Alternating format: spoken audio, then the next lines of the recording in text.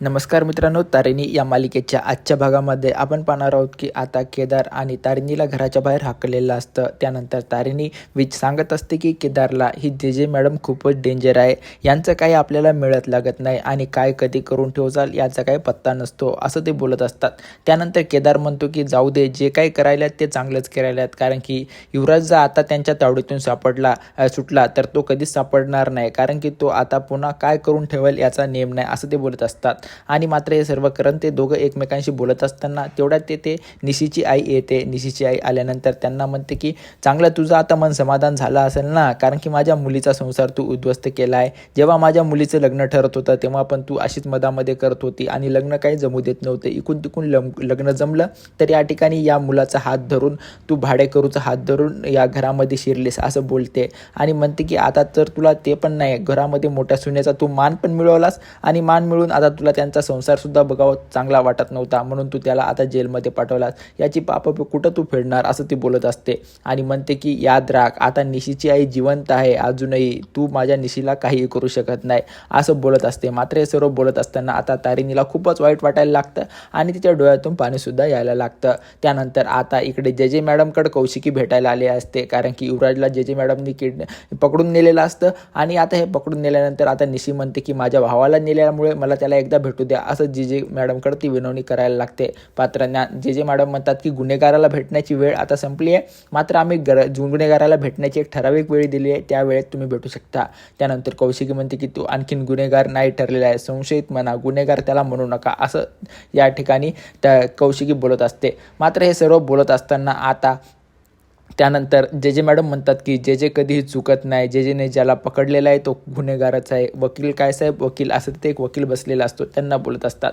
वकील कालपासून इथे ठाम मानून बसलेले आहेत, असं ते सांगत असतात. नंतर आता जे मॅडम कौशिकीला सांगतात की युवराजवर कुठकुठल्या पद्धतीचे गुन्हे आहेत आणि म्हणते की आता तो एका ड्रगमध्ये सापडला आहे आणि ड्रगमध्ये सापडलेल्या व्यक्तीला सोडून देणं हे खूपच घातक आहे आणि त्याला आम्ही कुठल्याही हालतीत सोडू शकत नाहीत, असं बोलत असतात. त्यानंतर त्यांच्या वकिलाला सर्व काही तिथे माहिती असतं आणि जे मॅडम जे काही बोलत असते ते एकदम करेक्ट आणि कायद्यामध्ये राहून बोलत असते. त्यानंतर आता वकील म्हणतो की आम्ही त्याच्यासाठी जे पण काही अर्ज तर करू शकतो त्याला जामिनावर सोडवण्याची. त्यानंतर जे मॅडम म्हणतात की हो, कोर्टाने तर सर्वांना अधिकार दिलेला आहे, मात्र जामिनावर सोडवण्याआधी त्याला पोलीस कस्टडीमध्ये राहावं लागतं विचारपूस करण्यासाठी. ते पण किती दिवस, असं बोलल्यानंतर वकील उत्तर देतो 7 दिवस. आता 7 दिवस साठी पुरे असतात, असं जे म्हणते. त्यानंतर कौशिकी म्हणते की जर गुन्हा आणखीन कबूलत नाही झाला तर तुम्ही कशाला त्याच्यासोबत गुलाबचं नाव जोडता, असं ते बोलत असतात. जे म्हणते की हे बघ, एक आश्रय देणं घरामध्ये हे काही योग्य नाही आणि त्याने गुलाबसारख्या गुंडाला घरामध्ये आश्रय दिलेला आहे, असं ते बोलत असतं. मात्र हे सर्व सांगत असताना आता कौशिकीवर खूपच दबाव जे मॅडम टाकत असते,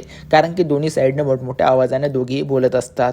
त्यानंतर आता इकडे निशीच्या आईने तारिणी जे काही बोलत असते, तारिणी म्हणते की निशीला आता जे काही प्रकरण झालं ते जाऊ द्या, मात्र आता आपल्याला निशीला खूप सांभाळ करावा लागेल, कारण की तिची खूपच प्रकृती बिकट आहे, असं ते बोलत असतात. त्यानंतर निशीची आई म्हणते की हे तुझे खोटे नाटके आरोप तुझ्याजवळ ठेव आणि तिचा हात पकडते आणि जोरजोरात पिंगळायला लागते आणि म्हणते की हे तुझे जे काही देखावा आहे तो तुझ्याजवळ ठेव, हे दुसऱ्याला सांगू नको, कारण की तू फक्त या खांडेकर परिवाराला फसू शकते, मला नाही, असं ते बोलत असतात. मात्र हे सर्व बोलत असताना आता तिचा हात खूपचपणे तिने पिरगळलेला असतो. मात्र केदार म्हणतो की काकू, हे तुम्ही काय करतात, तुम्हाला सोडावंच लागेल तिचा हात, असं बोलत असतात. मात्र इकडे आता जे मॅडम आणि कौशिकी दोघांचे भांडणं खूप जुंपलेले असतात. त्यानंतर कौशिकी वकिलाला म्हणते या पोलीसवाल्यांना गुलाब कोण आहे हे माहीत सुद्धा नाही, त्याच्याकडे यांचा फोटो सुद्धा नाही आणि हे उगं काही खोटे नाटे आरोप करतात, कारण की यांच्याजवळ कुठलाही पुरावा नसताना तुम्ही त्याला अटक करू शकत नाही. त्यानंतर जे मॅडम म्हणतात की तुला माहीत आहे का गुलाब कोण आहे ते, याबद्दलची मला सर्व चौकशी आहे, असं सांगत असते.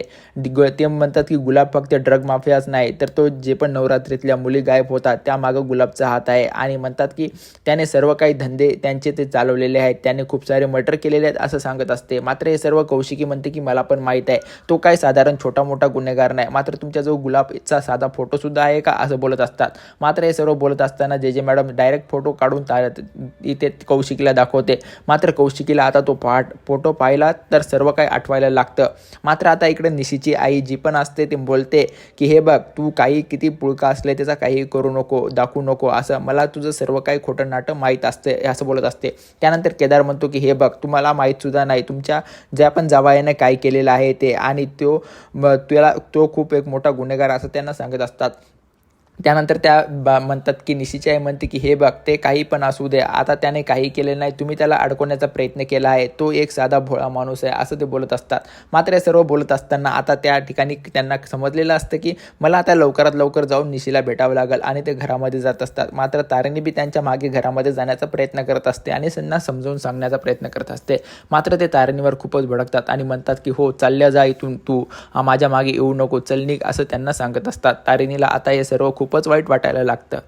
त्यानंतर आता कौशिकी गुलाबचा फोटो बघितल्यानंतर कौशिकीला सर्व काही आठवायला लागतं, कारण की युवराजच्या लग्नामध्ये हा गुलाब आलेला होतो. त्यानंतर कौशिकी तिला बोललेली असते. ते बोलतो की कौशिकी ताई, तुम्हाला ओळखलं नाही मी, जे युवराजचा मित्र, असं त्याने सांगितले असतं. मात्र कौशिकीला आता पूर्ण काही येथे आठवायला लागतं. मात्र आता इकडे जे पण निशीची आई आहे ती घरामध्ये आल्यानंतर त्या ठिकाणी काकू विचारतात, अहो तुम्ही अचानक कसं काय आलात? त्यानंतर कळवलं नाही अगोदर यायचं असं. त्यानंतर निशीची आई म्हणते की का आम्ही असं कधी पण येऊ नये, कारण की खांडेकरांच्या घरामध्ये कधी पण काही घडतं, त्यामुळे आम्हाला यावं लागतं, असं ते बोलत असतात. त्यानंतर निशीची आई खूपच आता रागवलेली असते, हे काकूंना समजतं. त्यानंतर काकू त्यांच्या घरातले सर्व मेंबर कसे आहेत हे विचारायला लागतात. त्यानंतर म्हणतात की आमच्या घरी तर सर्व काही ठीकच आहे, असं बोलतात. मात्र तुमच्या घरी काही सर्व काही ठीक नाही, असं बोलते. मात्र त्यानंतर काकू म्हणतात की तुम्हाला सर्व काही कळालेलं आहे का युवराजबद्दल? तर ते म्हणतात की हो, सर्व काही आम्हाला कळालेलं आहे. आता निशी कुठे आणि माझी निशू कुठे आहे, म्हणून ते तिच्याकडे जात असतात. आणि हे सर्व आता करत असताना इकडे तारिणी खूपच विचारात पडलेली असते. त्यानंतर इकडे केदार तारिणीला म्हणतो की तुझा हात त्यांनी खूपच जोरात पिंगळला आहे, तुला दुखत आहे का, असं बोलत असतो. आणि तिचा हात तिथे तो सरळ करण्याचा प्रयत्न करत असतो. त्यानंतर तारिणीला खूपच वेदना झालेल्या असतात. त्यानंतर आता जे पण काय होत असतं ते तारिणीला आता सहन होण्याची क्षमता तिची पूर्णपणे नष्ट झालेली असते. ती म्हणते की माझ्या हातापेक्षा आता घरातल्या ज्या वेदना खूप जास्त आहेत, आता यापुढं काय घडेल हे मला माहिती नाही, असं तो बोलत असतो. त्यानंतर केदार म्हणतो की तू किती लोकांचं सहन करून घेते, कोणी काही बोललं तरी असं तू का करतेस, असं ते बोलतं. त्यानंतर तारिणी म्हणते की आपल्या जवळची माणसंच आपल्यावर रागवतात, असं ते त्या केदारला समजून सांगत असते. मात्र आता इकडे हे सर्व काही घडत असताना आता केदार म्हणतो की हे बघ, जे कौशिकी ताईंनी किती काहीतरी प्रयत्न केला तरी आता युवराज त्यांच्या तावडीतून, जे मॅडमच्या तावडीतून सुटणं अशक्यच आहे, कारण की त्यांनी सर्व काही या ठिकाणी नियोजनासूर त्यांनी युवराजला पकडलेला आहे. मात्र आता इकडे कौशिकी जिकडे गुलाबचा पूर्ण चेहरा, जे पण फोटो असतो तो निहाळून पाहत असते. त्यानंतर जे मॅडम म्हणतात की याने गुलाबने स्वतःचा चेहरा पण कधी एवढा आरशामध्ये निहाळून पाहिला नाही, तेवढा तुम्ही पाहत असतात. मात्र कौशिकीला गुलाबचे सर्व काही ज्या पण घटना घडलेल्या आहेत त्या आठवतात. आणि त्यानंतर आता जे मॅडम म्हणतात की तुम्ही पण याला कधी पाहिलं आहे का, एवढा फोटो बघतात त्यामुळे यावरून तो वाटतं की तुम्ही बघितलं असेल. मात्र तुमच्या घरातल्या मेंबर तारिणीने त्याला घरामध्ये बघितलंय, असं ते सांगत असतात. आणि तो पुरावा आमच्याकडे भेटलाय, असं ते सांगत असतात. मात्र त्यानंतर आता कौशिकी बोलत असतात. कौशिकी वकिलाला म्हणते की आपल्याला यावर काय मार्ग निघेल का, ते तुम्ही लवकरात लवकर सांगा. मात्र जे पण काही आता जे मॅडमनी गोष्टी सांगितलेल्या असतात तो वकील पुन्हा रिपीट करायला लागतो. ते म्हणतात की मला रिपीट नको, काहीतरी नवीन हवं आहे, असं ते बोलत असतात. त्यानंतर वकील म्हणतो की नवीन तर काय, आता आपल्याला इथे चर्चा शोधावं लागेल. त्यानंतर मॅडम आणि कौशिकी म्हणतात की तुम्ही शोधा ना, इथे बसा, मी तुमच्यासाठी कॉफी मागवते, माझे पण वकील देते तुम्हाला शोधायला, जसं होईल लवकरात लवकर युवराजला तुम्ही इथून सोडून न्या, असं ते बोलत असतात. आणि तुम्हाला काय मार्ग सापडतो का ते बघा, असं बोलत असतात. आमच्याकडे पण खूप सारे विद्वान वकील आहेत, त्यांना पण सोबत घ्या, असं त्यांनी सांगितलेलं असतं. त्यानंतर जे मॅडमला ते म्हणते की तुम्ही आम्हाला सांगू नका आम्हाला काय करायचं आहे ते. त्यानंतर मी पण एक पत्रकार आहे, मला पण कळतं काय करायचं असेल ते. तुम्हाला हे सर्व काही न्यूज चॅनलवर फ्रंट पेजवर येण्यासाठी हे सर्व तुम्ही एका श्रीमंत मुलाला अडकून हे सर्व काही करण्याचा प्रयत्न करताना हा मी तुमचा कधी विफल होऊ देत नाही. त्यानंतर जे मॅडम त्या वकिलाला म्हणते माझी काही रील बिल आली का बघा बरं, असं ते म्हणत असतात. मात्र त्यानंतर जे सांगते की त्या कौशिकीला हे बघ, हे काय मी असं फेमस होण्यासाठी करत नाही, मात्र जेचा जो काही नियम आहे, कायदा आहे, त्यानुसार मी हे पावलं ठेवत आहे आणि यापुढे जे पण काय करेल ते तू लक्षात ठेव. त्यानंतर कौशिकी म्हणते की मी माझ्या परिवारासाठी काही आणि कुठल्याही थराला जाऊ शकते, हे तुम्हाला माहीत नाही. जे मॅडम म्हणतात तू त्या थराला जाच असं मी निर्धार करते, कारण की तू गेले तर तेव्हा कुठं मला पण भारी वाटेल, असं बोलत असते. त्यानंतर कौशिकी म्हणते तुम्हाला ह्या गोष्टी खूपच मागात पडेल. जे म्हणते ठीक आहे, तुला जे करायचं ते कर, कारण की मला असे ते टास्क खूप आवडतात आणि ते तू करूनच दाखव आणि मी तुला चॅलेंज म्हणून हे सर्व काही मी स्वीकारते, असं ते बोलत असतात. त्यानंतर आता कौशिकी रागाच्या भराने तेथून निघून जाते. मात्र निशीची आई आता इकडे आल्यानंतर आता निशी रूममध्ये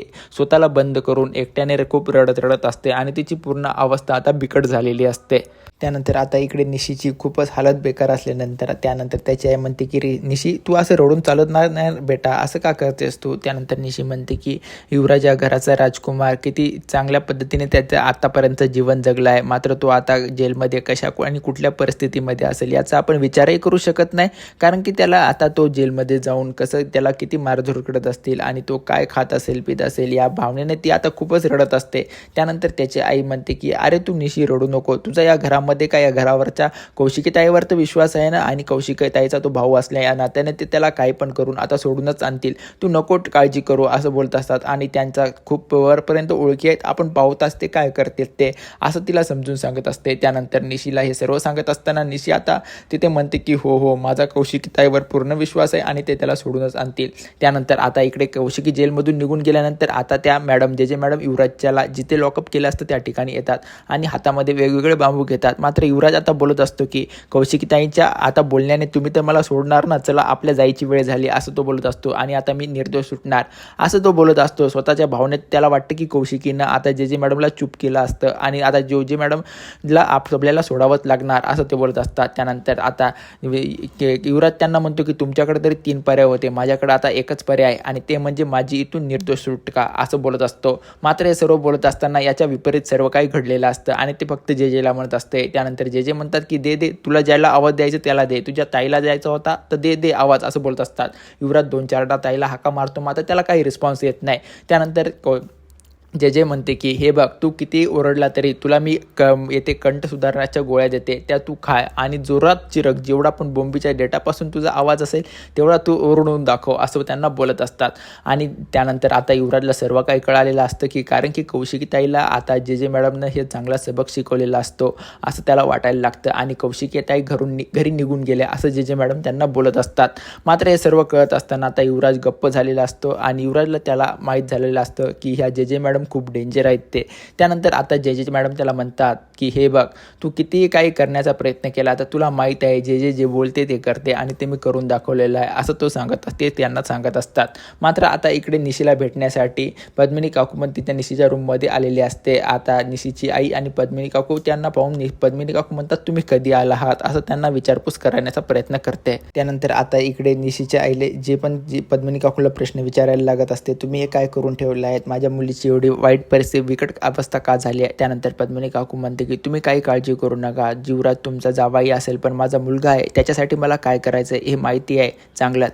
आणि त्यानंतर निशीची आई म्हणते की ते जाऊ द्यावं त्याचं झालं असेल, मात्र ते जे पण त्यांच्या विरोधात जाऊन ज्या दोघांनी त्याला अटकवलं आहे या ठिकाणी केदार आणि तारिणी, त्यांचं काय, त्याला ते तर आता घराच्या बाहेरच इथे मिरवत आहेत असं बोलत असते. पद्मिनी म्हणते की माझं नशीब यावेळेस मी त्यांना घराच्या बाहेर तरी काढू शकले असले असं बोलत असते. मात्र आता मी त्यांचा बदला जरूरच घेणार या भावनेनं ती आता खूपच तिथे चिडलेली असते. मात्र आता इकडे केदार आणि तारिणी विचार करत असतात की आता काय करायचं आहे, कारण की युवराज जर सुटला तर खूपच मोठा इथे प्रॉब्लेम क्रिएट होईल आणि युवराज सुटला तर इथे घरचे आनंदी सुद्धा होतील असं त्यांना वाटायला लागतं. मात्र केदार म्हणतो की आता आपल्याला प्रॅक्टिकल विचार करायला पाहिजे, कारण की युवराज जर सुटला तर तो आपल्याला यानंतर कधीच भेटणार नाही. तेवढ्यात तिथे आता कौशिकीची गाडी आलेली असते. कौशिकीला पाहून ते आवाज द्यायला लागतात की कौशिकीताई, मात्र कौशिकी थांबत नाही आणि सरळ घराचा दरवाजा उघडते. मात्र कौशिकीच्या मनात प्रश्न येतो की आपण एकदा तारिणीला विचारायला हवं की तिने या गुलाबला या घरामध्ये पाहिलं आहे का.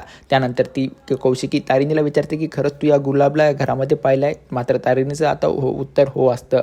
आता कौशिकीला पण कळालेलं असतं की ज्या बाबत मी गुलाबला बघितलं आहे युवराजचा मित्र म्हणून, तर तारिणीने पण आता घरामध्ये पाहिलेलं आहे. आता कौशिकीला पूर्ण गोष्टी इथे क्लिअर झालेल्या असतं की गुलाब हा युवराजचा मित्रच आहे. मात्र तारिणी अद्यापही खरं बोलते की खोटं हे कौशिकीला पटलेलं नसतं.